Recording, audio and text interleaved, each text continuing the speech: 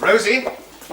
Ah, Rosie, vision of loveliness. How would you like 2 tickets to Jethro Tull in concert next Friday? Fantastic. Then I shall speak to a friend of mine the moment that you've typed out this lot in triplicate. Oh. I know, yes, but just close your eyes and think about Friday. No, on second thoughts, don't close your eyes. That's the way you normally do it. Typing. I'll get on with it now. No, you won't. Not till you finish that divorce petition. I have finished, Mr. Colletti. I was just clearing up. Then what have you been hanging around for? I had nothing else to do. I'll be about an hour, Mr. Eliot. Fine, well, I'm going out, so just leave it on my desk, would you? There you are, you see, Bill. All done with kindness. You should try it sometime. Oh, I might, sir. If I stop getting results my own way. Yeah. Oh, Harriet. We can't go on meeting like this. Can't go on. We've hardly begun. Put me down, James. I'm in a filthy mood. Anything wrong, Miss Peterson? Only that I've had to drive up and down Fleet Street and along the embankment and twice up every street in between looking for somewhere to park. Oh, I know. It's a terrible bore, isn't it? I shall be back before tea, Bill, if I'm wanted. Bye, Harriet. Right you are, sir. Yeah, well, could be somebody just visiting. Miss Peterson, look at this.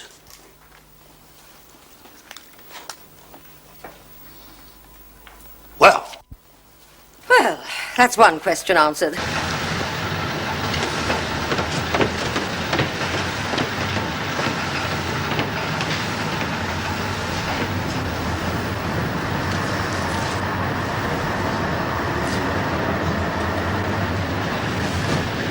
Friend of yours? In a way. Very smooth. What does he do? For a living? You wouldn't believe it if I told you.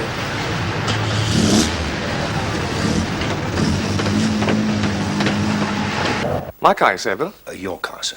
What do you mean, yesterday? Exactly, sir, yesterday. Well, I shall be driving in every day now. Which is why I feel we should clear the matter up now. I don't see what there is to clear up, Bill. I thought it was fairly straightforward, with all due respect, sir. Miss Peterson has been using that parking space ever since she joined the Chambers. Well, yes, but it's not a numbered bay, is it? I thought it was for the use of anyone in Chambers. Well, so it is, strictly speaking. There you are, then. Not quite, sir. No? I would have thought, sir, that you could have seen your way to making your own arrangements. As a matter of courtesy to Miss Peterson. Did she ask you to say that? Yes, sir, that's my own opinion. Well, thank you, Bill, for giving me the benefit of it. I realize, Mr. Eliot, that you joined these chambers at the direct invitation of Sir John Gallagher. Also that your earnings exceed those of anyone else, excepting only Sir John himself. But I merely want to remind you, sir, with all possible politeness, that Miss Peterson is still number 2 in these chambers, not you. I see. Well, perhaps I had better remind you of something, Bill. I'm a member of these chambers. You are not. You are the clerk here. Your job is to look after the books. You do not issue instructions to members, and you do not interfere with matters which do not concern you. And you tender advice if, and only if, it is requested, at least when you are speaking to me. Now, have I made myself quite clear? Afternoon, Bill. Hello, James. Am I interrupting something? No, not at all. Bill and I were just having a chat. And where were you off to last night looking so glamorous? Regimental dinner. Ah, very larky.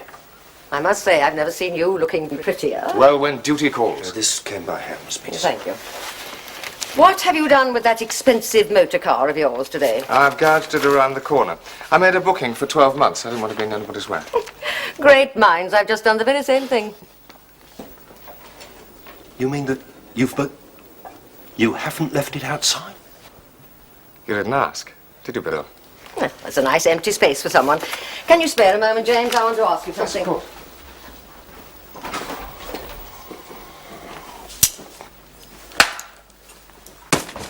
The Mitchell case? As I remember, you handled it rather well, and without calling the defendant. I still lost. All I could do was challenge the prosecution to prove their case and hope for the best. You very nearly pulled it off. Very nearly is a long way, but what's your sudden interest in Mitchell? Something I have now, the Parker woman. Ah, Harriet, just a moment. Before you spilled any more beans into my eager lap, there is something you must know. Whilst you were out this morning, I accepted a brief that was intended for Sir John to appear for the Crown against Parker. You don't look very alarmed. Should I? Well, if you had even the slightest regard for my ego, you might have flinched at the least. Sorry, James. I always prefer the devil I know to the devil I don't. That way I know what to expect. I see. Undermining my confidence. Very good, Harriet. Fruits of experience. It'll come to you, James, in time. Don't you worry, I shall get my own back before we start. After all, I am driving you up there, aren't I? Are you? Well, there's no point in taking two cars, and the trains are impossible. All right, I accept. Thank you. Well, that should leave you a nervous wreck for at least the following 48 hours. Anyone who has been driven by Sir John Gallagher and lived has nothing to fear. I can see I'm going to have trouble with you. But such evidence as I have outlined will leave you in common sense and in logic able to draw only one inescapable conclusion. That the accused, Mrs. Muriel Parker, knew precisely what she was doing when on that October afternoon she went out and purchased a quantity of Stilton cheese, intending to serve it to her husband for his supper that evening. Knew precisely what she was doing because she had been clearly warned by her husband's doctor that the combination of certain foods with the drugs he was taking might very well prove fatal. You will hear, too, of the accused's frustration, of the long, weary months and years in attendance at the bedside of a sick and elderly man, a man she had taken willingly 15 years earlier as her husband, but a husband whose life had become a burden, and her prison. The temptation proved too great. The opportunity of achieving her freedom through the one simple and seemingly innocent act, the purchase and the serving of a quantity of ordinary Stilton cheese, proved irresistible. And now, with your lordship's permission, I shall call my first witness, Dr. Norman Green, the Home Office pathologist.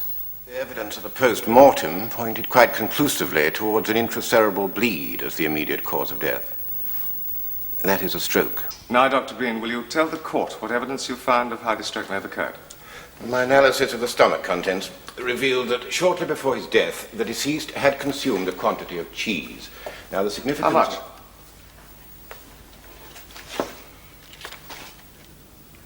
5 ounces. Not excessive. The deceased would have been in no discomfort from overeating. Thank you, Dr. Green. Please continue. You see, cheese contains a substance called tyramine. In itself, and to a normally healthy person, quite harmless. However, when this substance is combined with certain others, the picture changes dramatically. Now, my analysis further revealed that on the day of his death, Mr. Parker had taken something like 60 milligrams of phenelzine. Yes, I'll explain what that means. Phenelzine is an antidepressant drug. A patient taking that, or any similar drug, and who then consumes any substance including meat or yeast extract, wines or beers, certain proprietary medicines, or cheese, is liable to suffer a rapid elevation in blood pressure.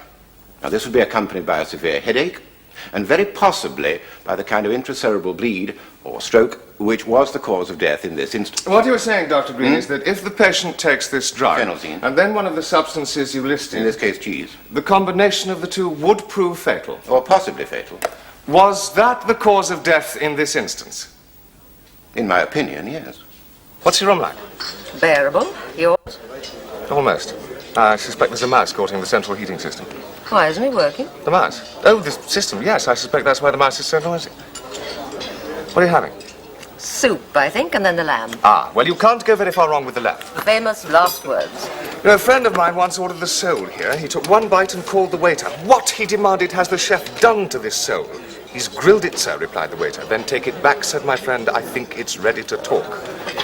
Would you like to order now, sir? I think I'd better. Yes, soup and smoked trout. To begin with, then we're both having the lamb. And what was it? A bottle of... 7, wasn't it? 7, yes. Would you ask the wine waiter for a bottle of number 7, please? Yes, sir. Thank you. Well, she seems a pleasant enough little lady, your Mrs. Parker. She is. Do you think she did it? Oh, come on, Harriet. I know you're not going to call her, so there must be something wrong. You don't know anything of the sort. Then why were you asking me about the Mitchell case the other day? I don't have to decide whether or not I'm calling my client until I've heard the whole of your case, and from what I've heard so far, it's not going to be necessary. Oh, come on, Harriet. Look, when counsel doesn't call a client, it's usually for one of a few reasons. Either she's guilty and you won't put her in the box to commit perjury. That's very rare. Or that you're afraid she might make an unfavorable impression on the jury. Except that I doubt that with your Mrs. Parker. I'd say she could bring a lump to the throat of a traffic warden on a wet Saturday. The third reason could just be that you're afraid that under cross-examination she might reveal something particular that would make a conviction certain. 3 choices. Well, you just have to take your pick, won't you? I shall put my money on the last one. Fascinating. I shall winkle it out, whatever it is you're hiding. Dr. Lomax, you were Mr. Parker's personal physician. Yes. For how many years? 14, a little more, maybe. Were you treating him at the time of his death? I was. For what? Well, now, that's rather a long story. 12 years ago, at the age of 50, John Parker suffered a very severe heart attack. If he had taken my advice then, rest, diet, given up smoking, he might have made a reasonable recovery. But he was a man who always knew best. As a result, 8 years ago, he had a second attack, which left him almost a permanent invalid, unable to leave his house. Did you prescribe various drugs to aid Mr. Parker's condition? I did. And did you at any time prescribe antidepressant drugs for Mr. Parker? Yes. When was the first time? 7 years ago. And why did you? The patient was depressed, that's the short answer. Depressed by what? By his condition, by being an invalid. He'd always been a very active man in the past. I tried him on several antidepressants, but with only limited success. Then recently, I tried him on one of a group of drugs, monoamine oxidase inhibitors. In this case, the drug phenelzine. That's right. What was the dosage? 1 tablet of 50 milligrams 3 times a day. That's 45 milligrams in all. Dr. Lomax, the post-mortem on Mr. Parker revealed that on the day of his death, he'd taken about 60 milligrams. Yes, I know. Did that surprise you? Not unduly. It had happened before. How many times to your knowledge? At least 3. And for what reason? The patient was more than usually depressed. Dr. Lomax, do you know where these tablets were kept? In a cupboard in Mrs. Parker's bathroom. And were they accessible to Mr. Parker? No, I advised his wife to keep them under lock and key. She measured out the daily dosage and in order to avoid mishaps. So that if Mr. Parker had wanted an extra dosage, as on that last day of his life, he would have had to ask his wife for it. That is so. Dr. Lomax, did you warn Mrs. Parker of the danger to her husband of certain foods whilst he was taking this drug? I did. And in your opinion, did she understand that warning? In my opinion, yes. I'd made myself perfectly clear. Dr. Lomax, what effect would an extra dosage of phenelzine, as on the last day of his life, have had on Mr. Parker in relation to these foods? It would have increased the dangers considerably. Dr. Lomax, was there ever any suggestion made that Mr. Parker should be transferred from his home to a hospital for more professional care? Yes. And from where did the suggestion come? From Mrs. Parker. Why? Did she say why? She told me she was finding the strain intolerable. And how did Mr. Parker react to that? He became very angry. He told his wife twice in my presence that she was failing in her duty by even suggesting such a thing. Her duty? As his wife, he even refused trained help in the house. And how did Mrs. Parker take that? She was very upset. Once she actually broke down. I was very sorry for her. It was an intolerable burden. Yes, yes. And of course she was very much younger than her husband, My wasn't lord, that is comment of a most prejudicial kind from counsel. Yes, Mr. Eliot, indeed it is. I beg your lordship's pardon. I will withdraw the question. I have no further questions. It should get off. You think so? I have an instinct for these things. I also have a suspicion that you're planning to take that poor unfortunate doctor apart tomorrow. I shall do my best. Mr. Tonic, Harriet? Thank you. Ian, you could do me a very great favour by keeping Harriet out extremely late tonight. I want her in no fit state for a fair contest tomorrow. Are you sure he won't join us for dinner? No, really, thank you very much, but I'm sure Harriet's seen enough of my face for one day. Besides, they're showing the Magnificent Seven at the local Roxy. I'll probably grab a hot... My God, if that's the timer. Please don't get up here. Oh, you did. Oh, well. I'll see you again soon, I hope. I hope so. See you in the arena, Harriet. Goodbye. Enjoy yourself. I could swear I met him somewhere before. Could that be because you were not at that time sure whether the warning you given Mrs. Parker was adequate? That you regretted your own negligence in not warning her husband, your patient, of the dangers? No. And that you decided Mrs. Parker was a murderer only after the police became involved? And you realized you yourself might be open to a charge of professional negligence in giving neither Mr. Parker nor his wife sufficient warning as to the dangers of the course of treatment you had prescribed? My lord! No further questions. I am waiting for silence in this court before continuing. Thank you. I must remind the court that those sort of interruptions will not be tolerated. Mr. Eliot, you wish to re-examine your witness? My lord, Dr. Lomax, did you give Mrs. Parker a full and clear warning as to the dangers connected with her husband's treatment? I did. And in your opinion, did she understand that warning? She most certainly did. Thank you, Dr. Lomax. I have no further questions. You shook him, Miss Peterson. I think you've got the jury with you, too. Let's hope so, Henry. What's going on there? James looks distinctly ruffled.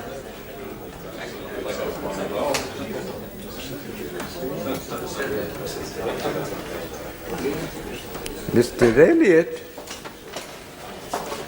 if you've quite finished your consultation, perhaps you'd care to call your next witness. I beg your lordship's pardon. I find myself somewhat in difficulties. I had intended calling Mrs. Miriam Glover, the daily cleaner to the Parkers. However, she has failed to appear. Any explanation to offer the court, Mr. Eliot? Well, apparently, my lord, she's managed to get herself on the wrong train, and she's gone to Bristol. Got on the wrong train? Yes, arrangements have been made to bring her here by car, but I fear she can't possibly arrive before the court rises. An extraordinary piece of incompetence, Mr. Eliot, on somebody's part. I can only apologize, my lord. In the meantime, with your lordship's permission, I shall call my next witness, whom I had intended calling after Mrs. Glover, the officer in charge of the case, Detective Inspector Collins. Very well, I suppose you'd better. But after lunch, I think. At 11:35 in the morning, the door was opened by Mrs. Parker. I apologized for disturbing her and said I wanted to talk to her about her husband. How did she react to that? As though very shocked, and then saying, "I've been dreading this day since it happened." Did you understand what she meant by that? Not at that time, no, sir. What did you do next? I asked her what she meant. And she replied? She replied, "You think I killed my husband, don't you?" She replied, "You think I killed my husband, don't you?" Inspector, would you tell the court why, in fact, you called on Mrs. Parker that day? To inquire whether she wished to continue the financial support of a local charity, an orphanage the police run a concert for once a year. Her husband had promised to support it just before he died. It was only right she should be given the opportunity of withdrawing. You did not go to ask any questions about her husband's death? No, sir. Nor did you attempt to lead her into any self-incriminating statements as to the Hopefully, my lord, not as the prosecution is at present leading this witness. Quite, Miss Peterson. Mr. Eliot, you know better than that, though you'd sometimes have us disbelieve it. Inspector, you will ignore that question. My lord. My lord. Inspector, did you eventually obtain an exhumation order on the body of Mr. Parker? I did. 19 days after the funeral. Did you speak to anyone other than Mrs. Parker before doing so? I did, to Dr. Lomax, and of course to Mrs. Glover. My lord, Mrs. Glover... Is the witness who got on the wrong train? Yes, I'm aware of that, Mr. Eliot. Yes, my lord. I have no further questions.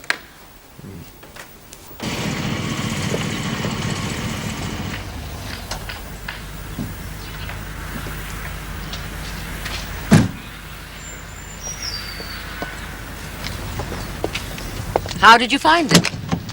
On my way to the pictures the other night, past an estate agent's window. Desirable country property, it said. Needs some modernization, it said. Come on, I'll show you around. I hope that door's not locked. You'll have to be careful, because everything's covered in dust. I dashed up for a quick look at lunchtime. I wondered where you were. Rounding up his stray witness, I thought. Ho, ho, ho. When you mentioned that woman to me, she probably got on the wrong train deliberately, and I'm sure as hell she doesn't want to give any evidence, except maybe on your side. I think I'm going to like her. But everything she knows seems to be on my side. That is unfortunate. Let's hope so. No. Those stairs are a bit dodgy. Let me go first. It's better if you walk on the very edges. Do you know, if I buy this place, I think I'll make the living room up here. Of course, I shall have to knock down a wall. Down a wall? Lift the roof. Lift the roof? And then I might build out a bit to the west. Of course, the view's marvellous. Why, Why not add a clock tower while you're about it? No. There. But you can see the possibilities, can't you? I mean, with the staircase coming right up and that wall gone, all sort of open plan. Is this the west? Yes. At least you're right about the view. You just come for the weekend, when it's all finished. In about 10 years. Only if there's something to sit on by then. What's wrong with the stairs? A great deal. One thing you should do, get Sir John to help you with some landscape gardening. I'd love to see him in a pair of gun boots. Not a hope. His talents are strictly supervisory, but he's very expert. Yes, I know. I've seen his own garden. I keep forgetting you've known him longer than any of us. Let me go first. Well, not exactly known him. I first met him when I was working for Bar Finals. He adjudicated in a mock trial. Hang on. There. I played the scene in a school pageant once. Better? Better? I think so.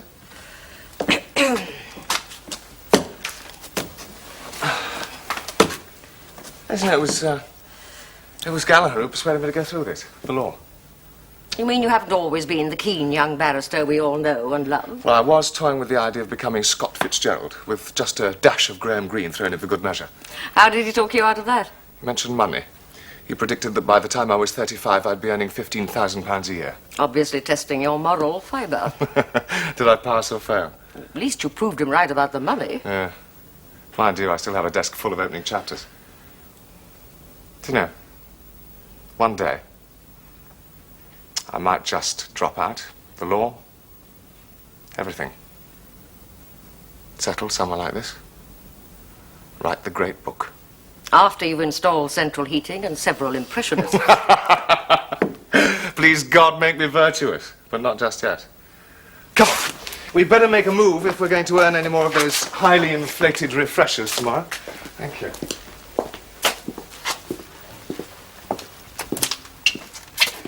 Do you know,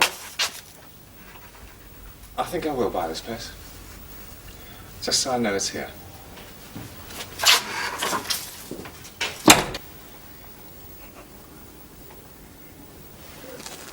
Mr. Eliot? Yes, my lord. Several further questions. Mrs. Glover, this Ronnie Manners. Winkle it out. She handed it to you on a plate. I'm amazed she didn't hand it to the police in the first place. That's not much consolation. Listen, Harriet. There's something you must know. Inspector Collins got to work straight away yesterday. Now, he's not only got hold of Ronnie Manners, but he has a complete record of all their financial transactions. And? Collins says it smells all wrong. Parker owned some property, just a few houses in the town. They were managed for him by a firm of estate agents for which Manners worked. He used to come to him regularly to have him sign whatever documents needed signing, make reports, etc. Anyway, as Parker became more unwell, he began to lose his grip, and his wife was empowered to sign documents for him.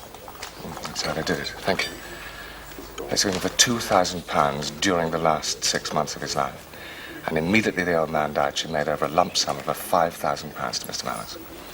I know about the 5,000. And the rest? I see. Well, I thought you should know. It's better than having it sprung on you in open court. And it gives you time to have your client change her plea. I can't remember when I first told her about my debts. Roughly. About 4 months after. After you became lovers? Yes. Why did she offer to give you the money? She said she wanted to help. I didn't ask her. I never asked for money. Did you discuss ways of raising the money? Yes. And whose idea was it to raise the first 2,000 in the way that you did? Well, both of us. Did you discuss consulting Mr. Parker? No. That would have been pointless. So, as far as you are aware, Mr. Parker remained in ignorance of the arrangement between his wife and yourself? She said she didn't want to worry me about him. She said she'd take care of it. And what did you understand her to mean by that? I assume she meant keep him in the dark. Ah. Did you discuss the possibility of marriage with Mrs. Parker? Is that... do I have to... Yes, Mr. Manners, you will answer the question. We talked about it, just as a possibility. Did you discuss it before her husband's death? I think we touched on it, yes. And how did you both feel about it? Just as a possibility. Mr. Manners, did you ever...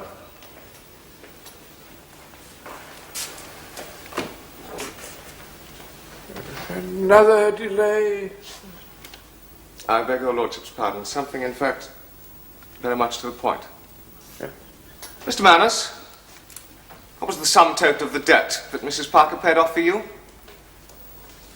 Several £1,000. Could you be more precise? Not offhand, no. Did the debt, in fact, exceed the sum of £1,800?